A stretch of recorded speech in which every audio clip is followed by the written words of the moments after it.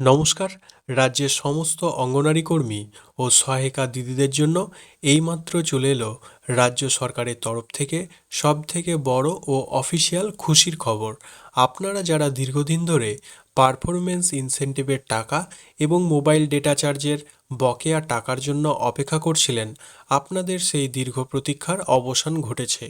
রাজ্য সরকারের নারী শিশু বিকাশ ও সমাজ কল্যাণ দপ্তরের তরফ থেকে অফিসিয়াল নোটিশ বা মেমোরেন্ডাম জারি করে ইনসেন্টিভ ফান্ডের অ্যালটমেন্ট বা টাকা ছাড়ার কথা ঘোষণা করে দেওয়া হয়েছে। কত মাসের টাকা ছাড়লো, কোন কোন মাসের ইনসেন্টিভ ও ডেটা রিচার্জের ফান্ড আপনাদের দেওয়া হবে, আর আপনাদের ব্যাংক অ্যাকাউন্টে এই টাকা কবে থেকে ঢুকতে শুরু করবে, সবটা আজকের এই ভিডিওতে মেমো নম্বর সহ বিস্তারিতভাবে প্রমাণ সহকারে আপনাদের জানিয়ে দেবো। তাই ভিডিওটি একটু স্কিপ না করে প্রত্যেকে শেষ পর্যন্ত দেখুন, আর চ্যানেলে নতুন হলে চ্যানেলটি সাবস্ক্রাইব করে সঙ্গে থাকুন। এবার আসা যাক মূল বিষয়ে। আমরা প্রত্যেকে দেখে নেব যে অফিসিয়াল মেমোরেন্ডাম ও সরকারি আদেশপত্রে ঠিক কী বলা হয়েছে। আপনারা সেই মেমো নাম্বার জানেন, এবং পশ্চিমবঙ্গ সরকারের আইসিডিএস ডিরেক্টরেটের থেকে যে অফিসিয়াল আদেশটি জারি করা হয়েছে, এই নোটিশের মূল উদ্দেশ্য হলো চলতি 2026-27 আর্থিক বছরের পোষণ অভিযান তথা মিশন সক্ষম অঙ্গনারী প্রকল্পের অধীনে যে সমস্ত অঙ্গনারী কর্মী বা দিদিরা রয়েছেন, তাদের কাজের পারফরমেন্সের ওপর ভিত্তি করে ইনসেন্টিভ ও বকেয়া ফান্ডের টাকা রিলিজ বা ছাড়া হবে। অর্থাৎ আপনারা সকলে জানেন, অঙ্গনারী কেন্দ্রে সঠিক পরিষেবা সেটি প্রদান এবং ডেটা এন্ট্রির কাজের উপর ভিত্তি করে এই পারফরমেন্স ইনসেন্টিভের 500 টাকা করে প্রদান করা হয়। সবথেকে বড় প্রশ্ন, আপনারা কোন কোন মাসের টাকা পাচ্ছেন।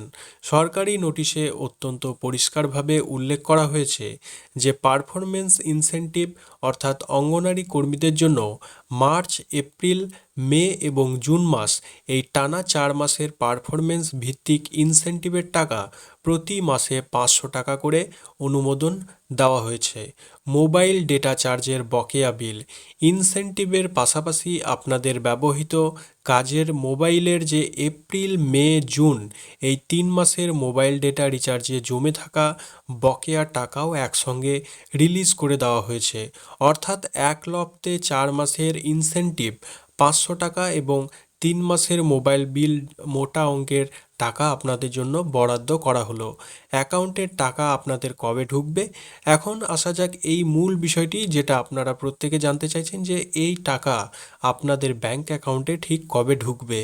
নোটিশে ডিস্ট্রিবিউশন বা টাকা পাঠানোর পদ্ধতি সম্পর্কে স্পষ্টভাবে জানানো হয়েছে যে কেন্দ্র সরকারের নতুন নির্দেশিকা মেনে একটি এসএনএ অর্থাৎ সিঙ্গল নোডাল অ্যাকাউন্ট এবং WBIFMS পোর্টালের মাধ্যমে পাঠানো হচ্ছে।